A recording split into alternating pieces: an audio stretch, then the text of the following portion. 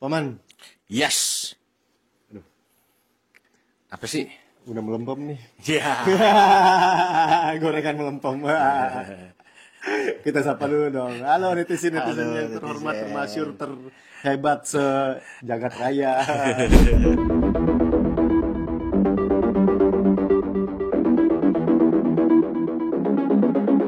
Ya, kalau gue bilang yang melempem itu kan biasanya kerupuk ya.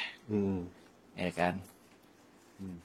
Kalau gue sekarang yang melempem teh kumpulan pengumpul kasus. Iya. KPK. KPK KPK ini melempem sekarang. melempem. Kenapa gue bilang melempem? Karena ini sebab dari adanya berita tentang Kaisang yang pakai private jet.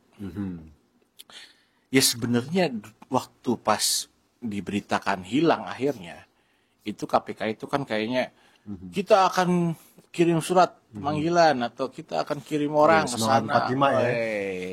Ya kan, semangat 45 banget. Iya, gua rasa karena abis dikecup keningnya Iya. sama Mulyono. Gitu kan. Iya. Dikecup pakai apa? Ya, gitu. Akhirnya katanya nggak perlu klarifikasi. Ya elah. Kayaknya KPK udah dijejelin cabai rawit ya, Mulyono. Jadi takut pedes ya. Takut kepedesan. Nggak ada tajinya lagi kalau gue bilang. Jadi ya kok begini melempem, dan bahasa melempem itu kan ada di sosial media juga gitu kan. Tapi yang gue sukanya, gue salutnya, netizen tetep wah gencar terus. Betul. Karena Itu yang gue suka. Nah, cuman dikala kayak begitu, Pak Jokowi ini justru sempat ada statement. Ya ini kalau di online ini harus bisa membedakan mana hoax mana enggak, ya kan. Bapak hati-hati di lingkaran Bapak ada yang hoax enggak? Ya kan? Jangan-jangan justru di lingkaran dia nih yang hoax nih.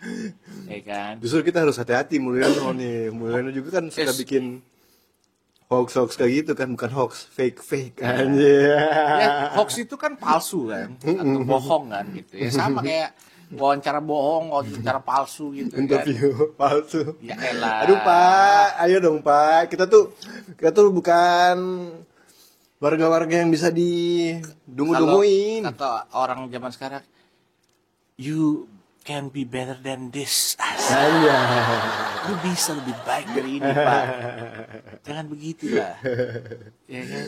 KPK juga sebenarnya bisa lebih baik gitu loh, menjaga apa ya, kredibilitas, marwahnya, integritas. Nggak tahu ini isu ini benar atau enggak.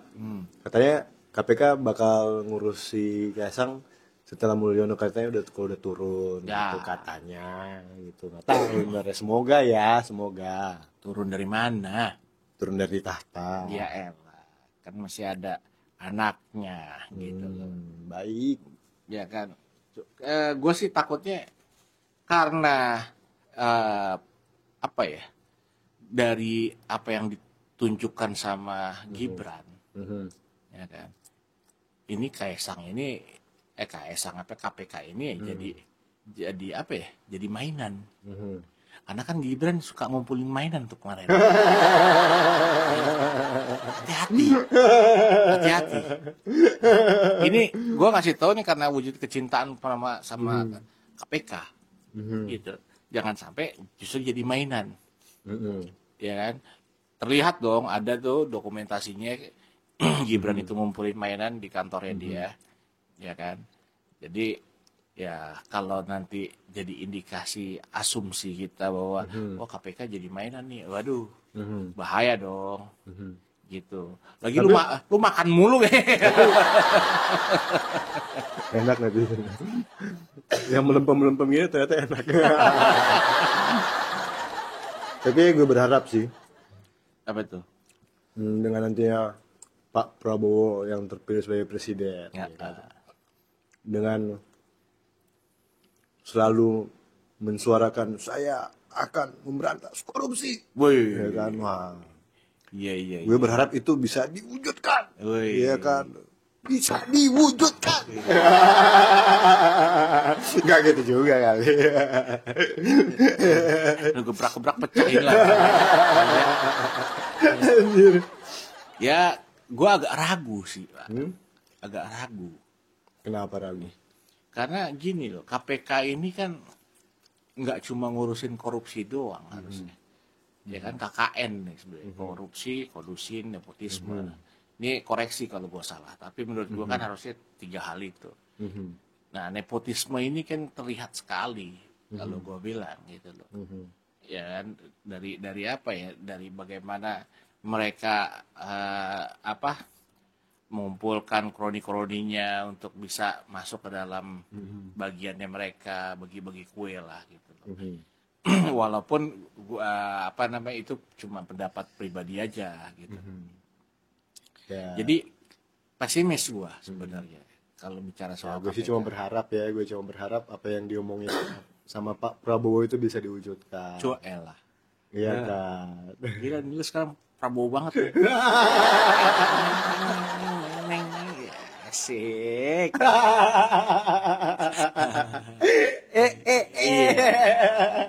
Ya, jadi potong TikTok ya bentar lagi nih. Enggak, jadi biar maksudnya image-nya dia juga bisa baik dong di mata masyarakat gitu. Kalau dia emang benar-benar tuh bukan cuma omon-omon, ngerti gak? Ya kan? Kalau dia cuma omon-omon mah ya bentar lagi. Dengar kau. Kau bilang image dia sudah baik di masyarakat. Oke. Tapi image dia buruk di depan Fufu Fafa. Aduh. Masuk Paman, lanjut.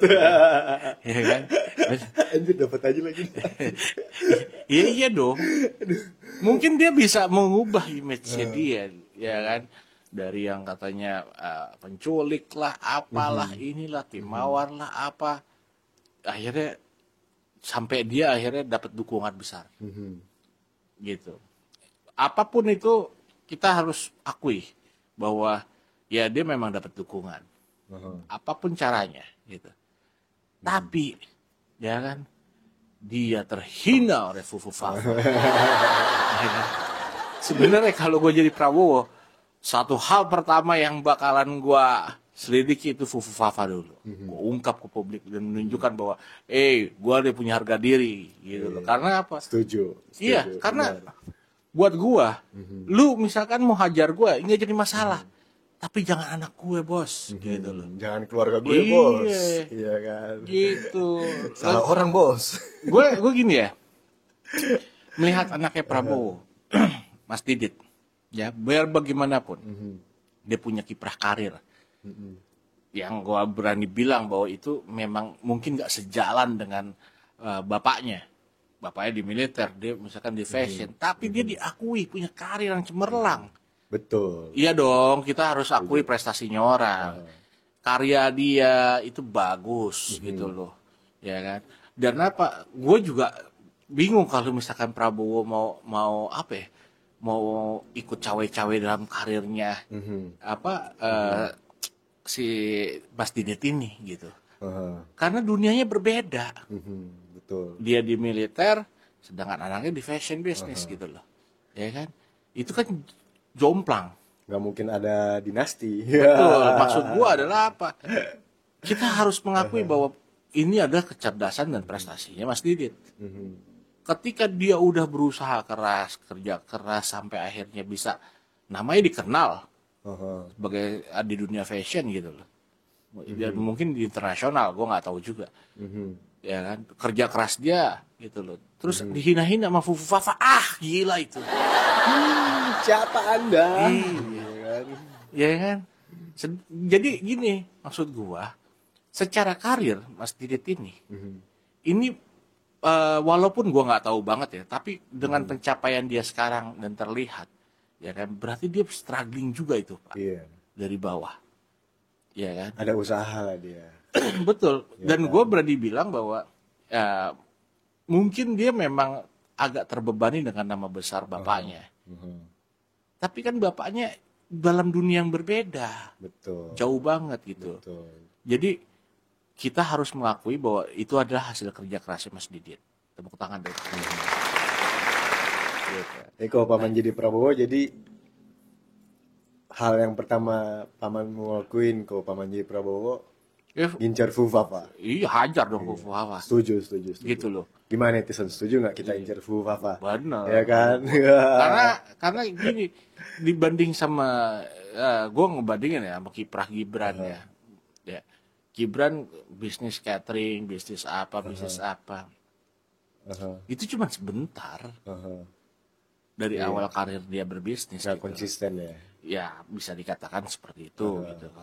Terus tiba-tiba melonjak gitu loh. Hartanya melonjak, melonjak itu juga nggak tahu apakah memang sehebat itu gitu loh. Tapi kan jejak bisnisnya ini juga akhirnya juga ya udah banyak yang tutup juga gitu loh. Iya, itu terlihat. Beda sama Mas Didit ini. Namanya masih moncer gitu. Sedangkan ya setelah itu jadi pertanyaan besar. Mas Didit, cawe-cawe Prabowo di mana? Dalam dunia fashion. Mungkin Pak Prabowo punya kenalan, relasi bisnisnya banyak, ya kan. Tapi juga kalau hasil karyanya Mas Didit ini jelek, ya kan, mungkin juga orang nggak mau repeat order tuh karyanya, nggak mau mesen lagi tuh, bener dong. Jadi oke, ada nama-nama yang digunakan, lah, iya. kan? Sedangkan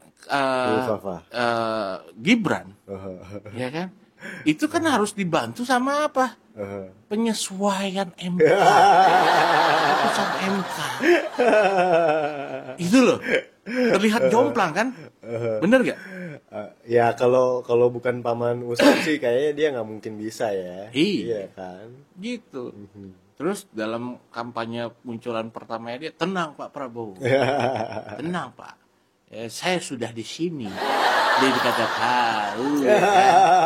Saya juga dulu punya jejak rekam apa nyanyian.